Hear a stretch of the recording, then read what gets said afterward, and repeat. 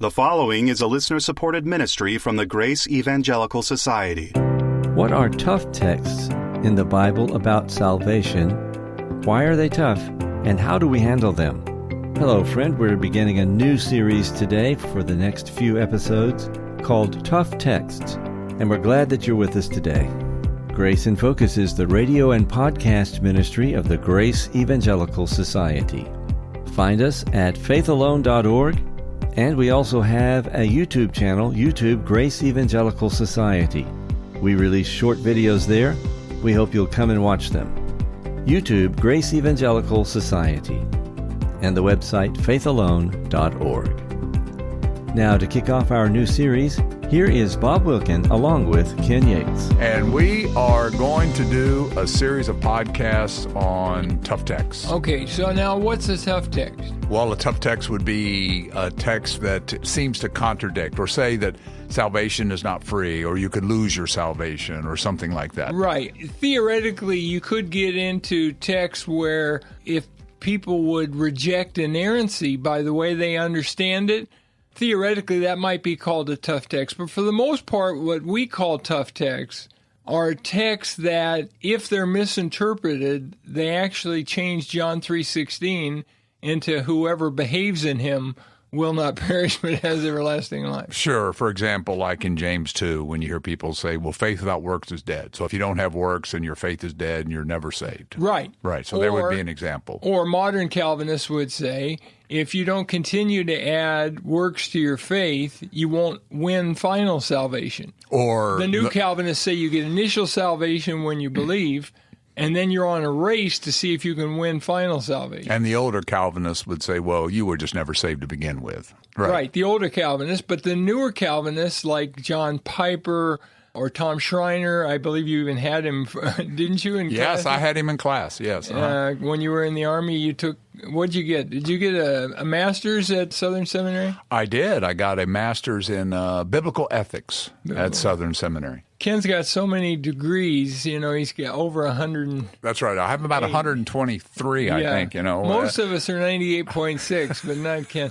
Okay, so one of the things about tough text, the reason I wanted to do it, is that there's a book by Zane Hodges, which I'm in there with him because years ago, I think it was late 90s, I interviewed him and we recorded the interviews. And we did about 20 interviews over various passages, and we transcribed those and converted that into a book. So we have a book called Tough Text, and we'll go through some of the chapters and talk about the passages the book talks about.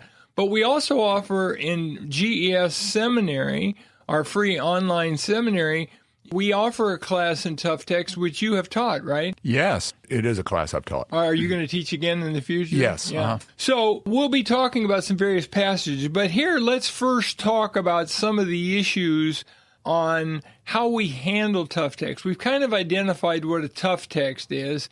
It would be some passage which seems to deny faith alone, or seems to deny eternal security, seems to deny the faithfulness of God, etc. Could you even make it more general and say you got a text that seems to deny a fundamental doctrine of the faith? That's good. Yeah. Anything that would seemingly deny, like if it seemingly denied the resurrection of the dead. Right. Or when it says Jesus was hungry, and someone would say, well, then he couldn't have been God, or, right. or something like that. Right. So in general, how do we handle a tough text? When you come to a tough text, Ken, what are some of the things you do and don't do? Well, one thing I do is I say, okay, I know I can look at a passage of Scripture, and even if I don't know what it means, like, wow, that seems strange, seems to deny that, I know what it's not saying. So, and how do you know what it's not saying? Well, for example, we know that from the Gospel of John very clearly, we know that salvation is absolutely free. It's by grace alone through faith. And so if I come to a passage that says, oh, no, you got to have works, then I know it's not teaching me that. I know that it's not denying what the Scriptures clearly teach. Now, there are verses that teach salvation by works, right? Right. I'm talking about eternal salvation. Right. And so you have to ask the question, salvation from what, or what type of salvation? But your principle is Scripture can't contradict Scripture, right? Right. It's called the analogy of faith. And in the analogy of faith, you take a Scripture that's dealing with the same, and you interpret the difficult text in light of the easier text. Or you interpret the unclear by the clear. The Bible clearly teaches this. Okay, let me give you a quick example. If you look at the parable of the talents in Matthew 25, 14 through 30, what you find is the third servant is cast into the outer darkness where there's weeping and gnashing of teeth. And that's routinely taught to refer to eternal condemnation, right? Right. Yet there's a parallel parable, and that's in Luke 19, verses 11 to 27, the parable of the minas. And in the parable of the minas, the third servant is not slain. And after the third servant has his mina taken away from him, and the mina clearly symbolizes rulership in the life to come, so he has his city taken away from him. The text then says, "But bring here those enemies of mine who did not want me to reign over them and slay them in my presence." And these are not servants. These are not servants. And so commentators, even from a Calvinist perspective, will say, clearly the third servant here is not part of the group that's slain. The third servant is clearly born again. And so if you go to that and you compare the two passages, you would say, no, when you look at Luke, it's clear the third servant is born again, so we better take another look at what the outer darkness is. And what you find is the expression outer darkness only occurs 3 times in the whole New Testament. It's in Matthew. All 3 in Matthew, and all 3 in context dealing with ruling and reigning with Christ in the life to come. All dealing with believers. Yeah, all dealing with believers. Matthew 8, Matthew 22, Matthew 25. Just jumping in here to make you aware of our magazine, Grace in Focus. It is a bi-monthly, 6 issues per year, 48-page magazine, full color, and we want you to subscribe by emailing your name and your snail mail address to ges@faithalone.org. The subscription is free. It can be accessed electronically, or it can be actually physically sent to you if you live in the lower 48 United States. That's our Grace in Focus magazine. Send your name and snail mail address to ges@faithalone.org. And so you come to a different perspective, but it's the Matthew 25, 14 through 30 is somewhat of a problem text if you somehow look at it and say, well, the outer darkness must be hell. Yeah, and so what you see is on these tough texts, unfortunately, a lot of people in Christendom, what they do is they do the reverse. Instead of understanding the unclear by the clear, they understand the clear by the unclear. Okay, now say that again. Unfortunately, there's a lot of teachers who, what they'll do, instead of saying, okay, the Bible clearly teaches this, so if I come to a passage that is not as clear, I'm going to interpret the unclear by the clear ones. They reverse that. All right, let me give you an example. And by the way, what you just said, the reason I had you repeat it, it is so true. And that's why it's dangerous to read commentaries. Now, I read commentaries, but I read them critically because I know that most of the time the commentaries are going to be wrong, especially on problem passages. To give you an example, Dallas Seminary, our alma mater, came out with a commentary on the New Testament called the Bible Knowledge Commentary. And one of my professors I had for one class, John Martin, wrote the commentary on Luke. And when he came to Luke 19, 11 through 27 and the parable of the minas, he said the third servant, we know, is an unbeliever and he's going to hell. And we know it because of Matthew 25, 14 through 30. There you go. Yeah, so he's interpreting the clear Luke passage by the unclear outer darkness in Matthew. Exactly. That's exactly what he did. And if you own the Bible Knowledge Commentary, I'd encourage you to look it up. And he's a good guy. John's a good guy and everything.